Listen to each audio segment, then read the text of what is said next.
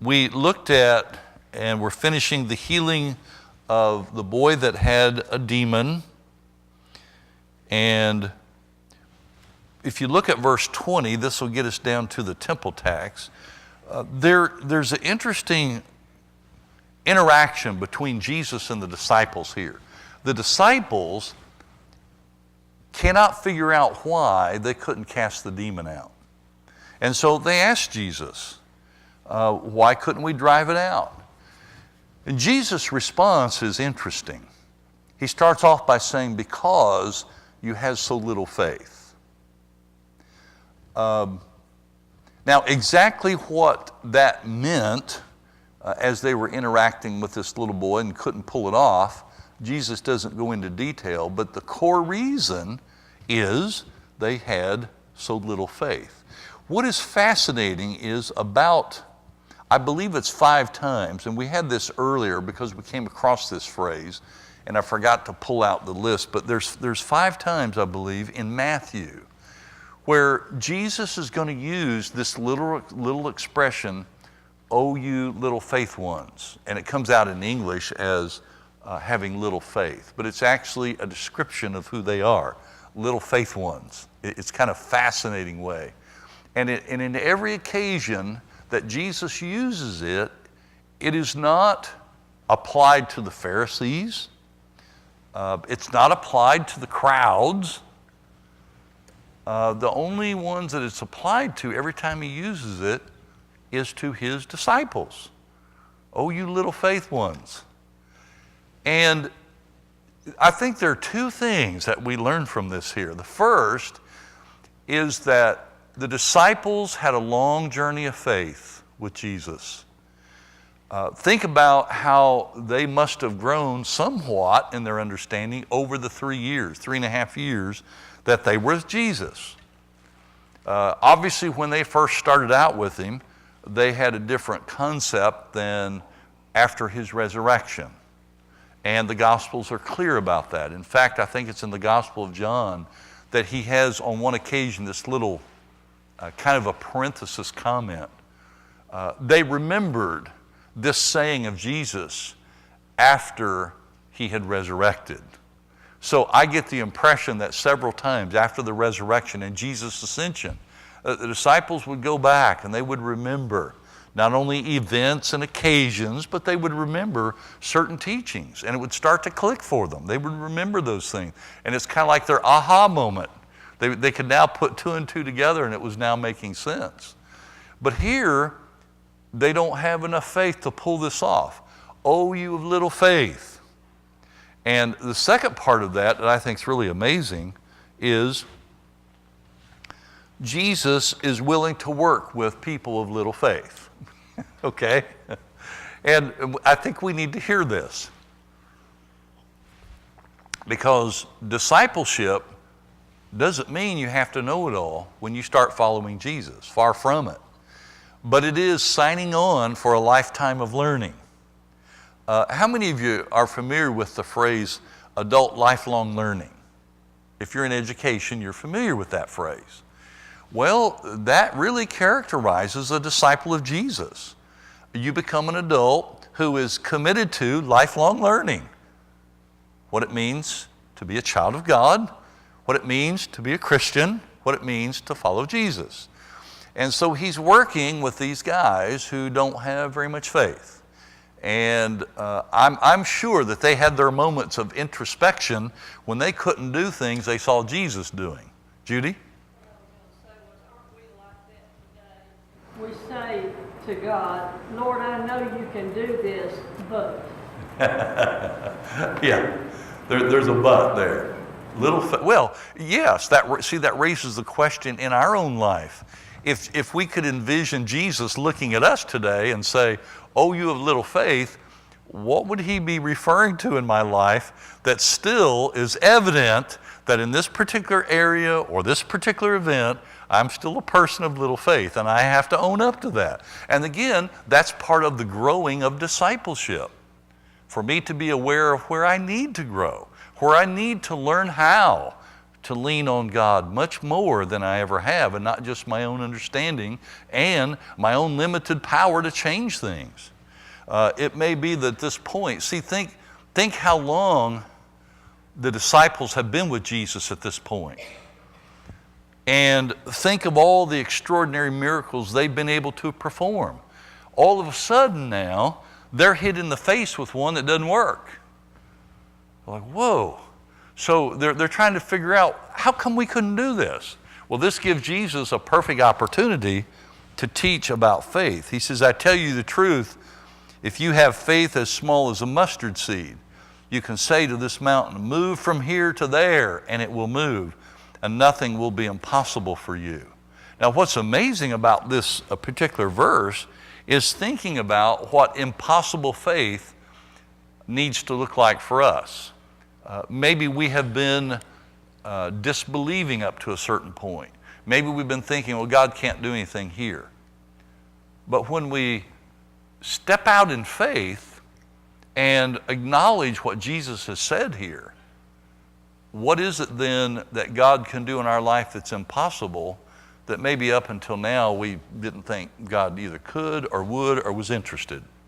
And what it does, it gets at the very core of the disciple, each of us this morning, looking at our level of faith. And here's the neat, and this is a fundamental question, but it's one we need to ask ourselves constantly. So this is the year 2018. So here's a neat question. How do I think I'm going to grow more in my faith this year than I did last year? See, what are the areas in my life that I need to grow in my faith this year more than last year? And of course, that means you're going to have to spend some time with the Lord figuring that out, because I can't always tell you that, and you always can't tell anybody else that. But we have to own that personally and let that be part of a very significant aspect of our discipleship and our journey with Jesus. Where do I need to grow in my faith? Because what happens if your faith doesn't grow? What's the next? If your faith doesn't grow, what happens? You lose it. At first, it becomes sort of, I'm trying to think what word. It's almost as if you don't have it or it doesn't matter much, and then you end up losing.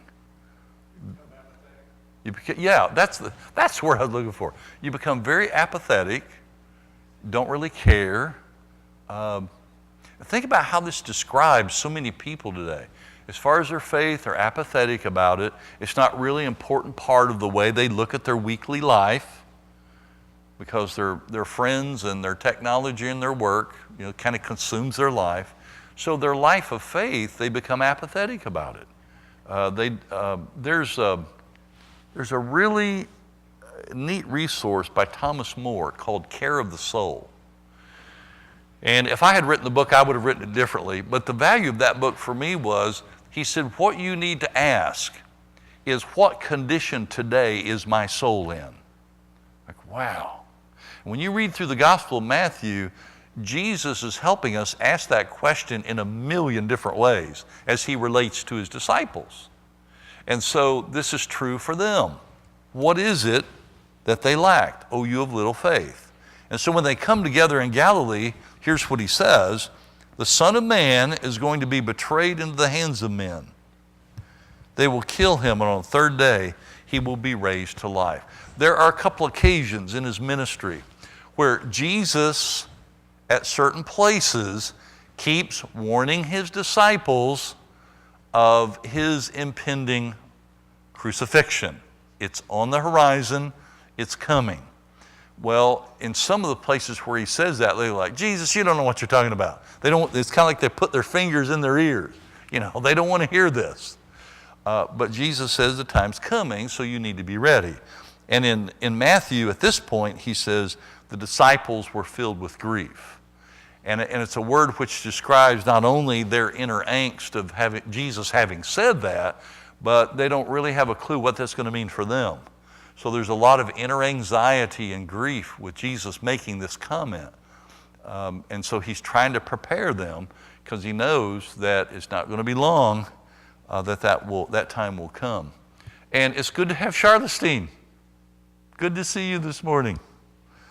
Okay, let's pick up on Matthew 17, verse 24 and following. And I will read this section because it relates to the temple tax. After Jesus and his disciples arrived in Capernaum, the collectors of the 2 drachma tax came to Peter and asked, "Doesn't your teacher pay the temple tax?"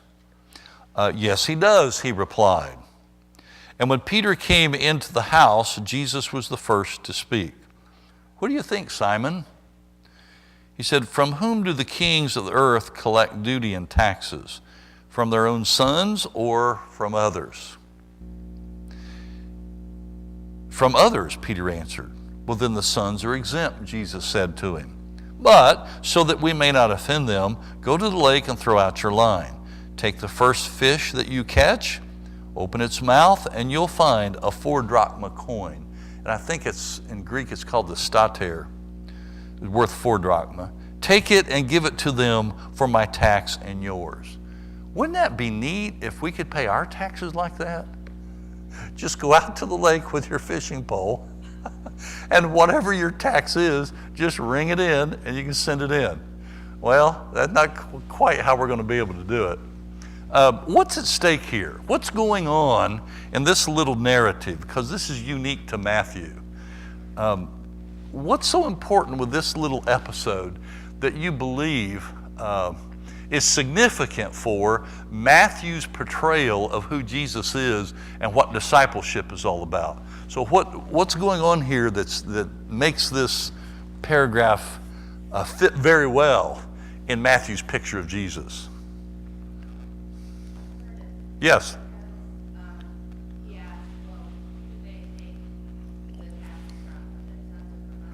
Okay.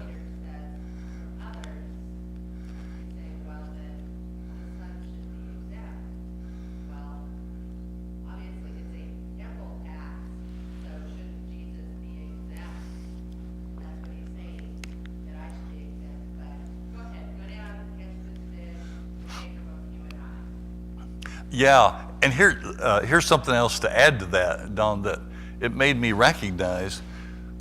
When you read how the taxes are presented here, it's not really fair, is it? The taxation system. You would think, well, shouldn't even the sons be taxed? Well, there was sort of this preferential treatment going on with the collection of taxes. And I don't know any nation in history that could ever say that its citizens rose up in joy and said, our taxes are equitable and everybody's paying what they ought to, and we're so thankful for all of this. I don't know of any civilization in history where that's happened. Think of how many people always feel it's unjust. This is not fair. It shouldn't be going on like this. And think of how Jesus could have responded to this whenever he said, well, it's kind of like what Don is saying. Well, really, we're part of the authority of God with the king. So, you know what? We don't really owe any taxes. Even if somebody says that we do, we're standing our ground right here. We're not paying any taxes. Now, the temple tax itself, how much was it? And if I remember right, it's an annual tax. So how much is it? It's 2 drachma, right? Okay. Now the one that's interesting that Jesus pulled out of the fish's mouth, that particular coin is worth 4 drachma. So from the story itself, then he's got enough tax money for himself and for Peter, which is rather interesting. Now, with this episode, let's walk down through it because I think there are some significant things. It starts off that the collector of this tax comes to Peter. Why do you think, even though Matthew doesn't tell us here, why would this collector go up to Peter? Why didn't he go up to Jesus?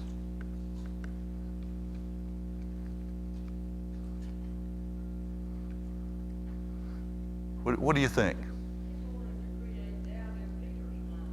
Okay. How about the one that he's following? Okay, maybe.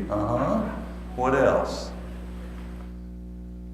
Do you think there's the possibility that when the group is kind of going around as a group, Peter is perceived as the leader of the group? Okay, I mean, think about how impulsive and brash and in your face and just, I mean, it's pretty obvious that this collector identifies Peter as the leader of the group because he says, doesn't your teacher pay the temple tax? So he sort of thinks that Peter's the one to go to. So Jesus is rabbi or teacher. And it's interesting that even those leaders would be required to pay the temple tax. Now here's the question. What was the temple tax for? What was the temple tax for?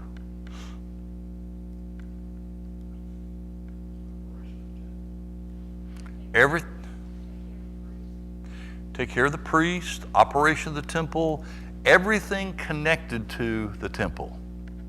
All the way from supplies that were needed and things related to the sacrifices, to the upkeep of the building itself, to the sustaining of the priests and their needs.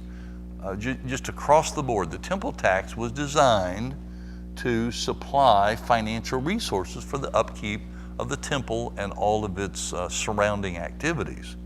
So it was perceived to be a very important tax. You know, it's not one that you had freedom to skip. We hesitate to approach the one that we have a problem with. Oh. And I had someone came to me one time and said, what do you think about so-and-so? And I said, well, you know what I think about that? I don't have a problem with it, and I suggest if you have a problem with it, you talk to them. Exactly. Yep. So this guy came straight to Peter, didn't he? Yeah. Sure did. And so when Peter comes into the house, Jesus was the first to speak. This is interesting. See, he doesn't wait. He doesn't wait for Peter to bring this up as an issue, does he? Jesus jumps in real quick. And he says, what do you think, Simon? Now, I'm going to put a pause button here because this is really important. In particular moments, golden moments of teaching, Jesus would always use a question directed to his disciples. He wants them to think. So what do you think, Simon? And here's what he says. From whom do the kings of the earth collect duty and taxes? From their own sons or from others? And then, of course, Peter says, well, the sons are exempt. Jesus, okay. And then notice his answer. And I want to talk a moment on this because this is so crucial. But so that we may not offend them. Jesus understood at times the clash between his ministry and the Jewish civil authorities. And he had a ton of them. But he also knew there were times when he didn't need to unnecessarily offend them, that there was no reason, and in fact portray here an example of being obedient to the tax rules and tax laws. What you will find is that Jesus, two things fascinating about Jesus. Number one, traditions that do not negate the will of God, he kept those traditions. Number two, he was always careful not to break the law. And this is occasion of that with the temple tax. There is a writer, I wish I could remember his name, but he wrote a book a few years ago that came out entitled The Trial of Jesus. And I think the author was a lawyer. And what he did was he went through the Gospels with as much as we know about Jewish law during the time of Jesus being arrested, going through his trial and his crucifixion.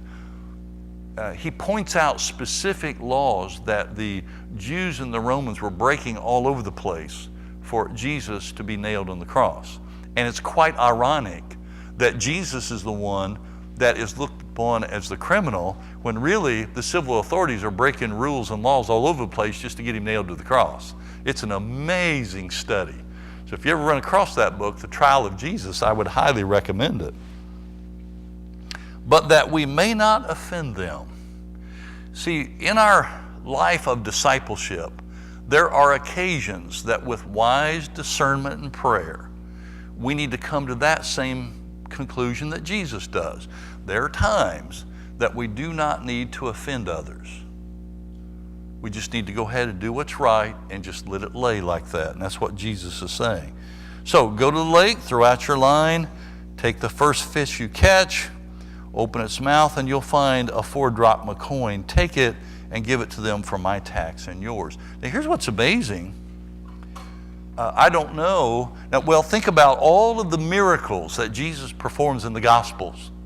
And if you could just start listing them from memory. Does the one here where they go out and catch the fish and bring him in and it's got the coin in his mouth, is this a miracle that makes the top of your list?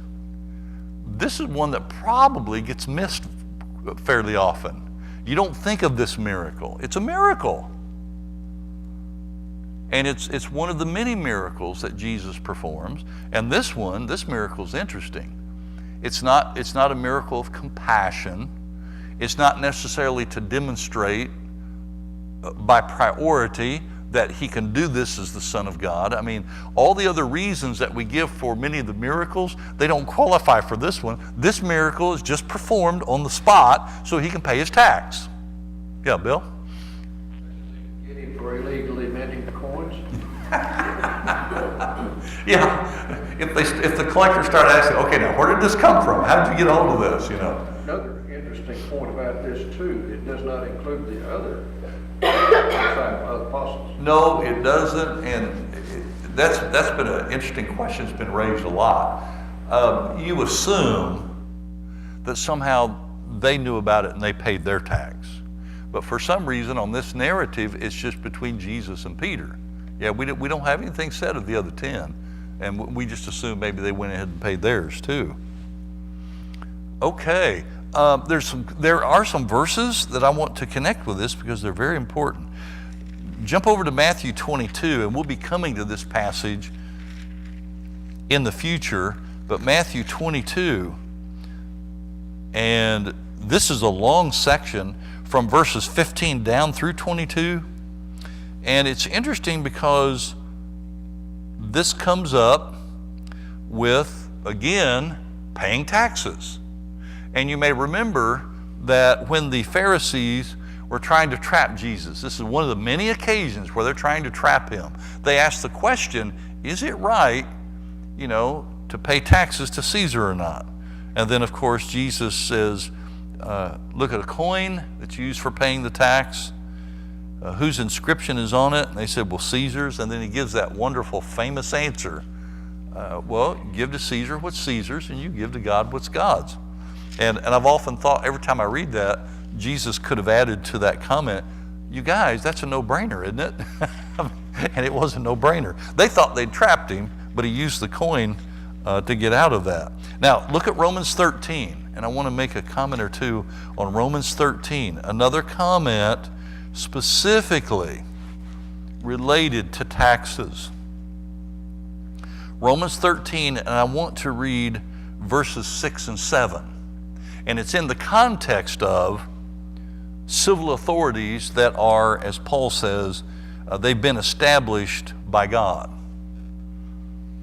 Verse 6, this is also why you pay taxes, for the authorities are God's servants who give their full time to governing. Give everyone what you owe him. If you owe taxes, pay taxes. If revenue, then revenue.